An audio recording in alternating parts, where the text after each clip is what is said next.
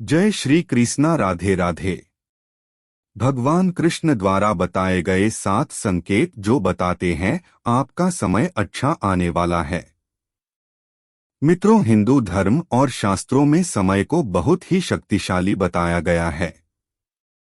वह समय ही है मनुष्य को सही गलत, लाभ हानि, जन्म मृत्यु से अवगत करता है। मित्रों, अपने भी देखा होगा है, समय का चक्र राजा को रंक, भिखारी को धनवान और अमीर को गरीब बना देता है और देखा जाता है। और समय के कारण ही मनुष्य को जीवन में कभी खुशी तो कभी दुखों का भी सामना उन्हें करना पड़ता है।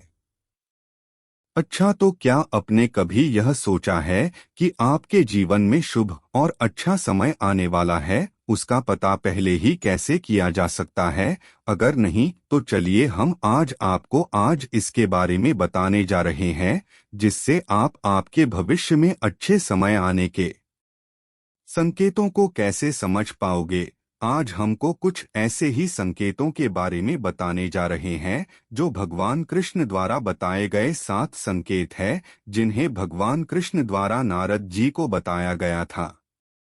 चलिए तो आगे बढ़ते हैं अपने टॉपिक की ओर और आपको बताते हैं वह 7 संकेत जो भगवान कृष्ण द्वारा बताए गए हैं। हिंदू धर्म में वर्णित एक कथा के अनुसार एक बार नारद जी भगवान कृष्ण जी के पास आए और कहा, हे प्रभु, कोई भी मनुष्य अपने जीवन में आने वाले शुभ समय के बारे में पहले से ही कैसे अवगत हो सकता है। तब भगवान कृष्ण ने उत्तर दिया, हे देवर्षि, मैं खुद ही समय समय पर अपने भक्तों को समय परिवर्तित होने से पहले ही कुछ संकेत जैसे पशु पक्षियों, छोटे बच्चों और अपने भक्तों द्वारा पहुंचता रहता हूं, जिन्हें ज्ञानी मनुष्य तो समझ लेते हैं लेकिन अज्ञानी मनुष्य उन्हें समझ नहीं पाते।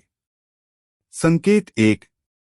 जब किसी की आंखें ब्रह्म मुहूर्त में अक्सर खुलने लगती है और उसे ईश्वर का स्मरण स्वतः ही होने लगता है या फिर उन्हें और किसी दिशा की ओर ले जा रहा है, तो उसे समझ लेना चाहिए आने वाले समय में उसके भाग्य का द्वार खुलने वाला है और उसके जीवन में कामयाबी की नई राह मिलने वाली है। तो ऐसे समय में मैं उनकी सहायता करता हूँ। संकेत 2। इसके बारे में बताते हुए भगवान कृष्णा कहते हैं, जब कोई मनुष्य प्रसन्नचित होता है हमेशा उसके मुख में मुस्कुराहट रहती है, अर्थात वह मुस्कान से भरा हुआ रहता हो। तो ऐसा मनुष्य जब अपने क्रोध पर विजय प्राप्त कर लेता हो तो उसे समझ लेना कहिए अब उसके जीवन में खुशियों की बारिश होने वाली है। और जब मनुष्य प्रसन्नचित से और शांत मन से जब किसी चीज के बारे में सोचता है तो उसे उम्मीद से भी ज्यादा अच्छा परिणाम मिलता है। क्योंकि आपने सुना होगा कि प्रसन्नचित मनुष्य के मन में ईश्वर का वास होता है तो आदमी को सफलताएं भी प्राप्त होती है। संकेत 3। इसके बारे में भगवान कृष्ण बताते हैं, जब किसी के द्वार पर गौ अर्थात गाय बार बार खाने को आए या बंदर उसके घर की वस्तुएं बार बार उठाकर ले जाने लगे या फिर उसके आंगन में बिल्ली बच्चे को जन्म दे या फिर पक्षी उसके घर में आकर अपना बसेरा बनाने लगे, तो मनुष्य को समझ जाना चाहिए कि आने वाला समय उस मनुष्य को और भी ज्यादा शक्तिशाली बनाने वाला है और वह अपने जीवन में नई नई ऊंचाइयों को छूने वाला है। तो उसे परस्पर अपने निर्धारित लक्ष्य में ध्यान आकर्षित करने की आवश्यकता है, जिससे उसको निरंतर सफलता मिलती है। संकेत 4। इसके बारे में भगवान कृष्ण बताते हैं, हे नारद, जब किसी मानुष के घर पर छोटे बच्चे बिना बुलाए बार बार आकर खेलने लगे या उन्हें देखकर बार बार मुस्कुराए, तो ऐसे में भी उस मनुष्य को समझ जाना चाहिए उसका आने वाला समय खुशियों से भरा होने वाला है और नए रिश्ते उनसे जुड़ने वाले हैं। मित्रों, आपने भी बड़े बुजुर्गों और गुरुओं को कहते सुना होगा कि बच्चे स्वयं भगवान का रूप होते हैं। और आप इसके बारे में क्या सोचते हैं, नीचे हमें कमेंट में बताएं। संकेत 5।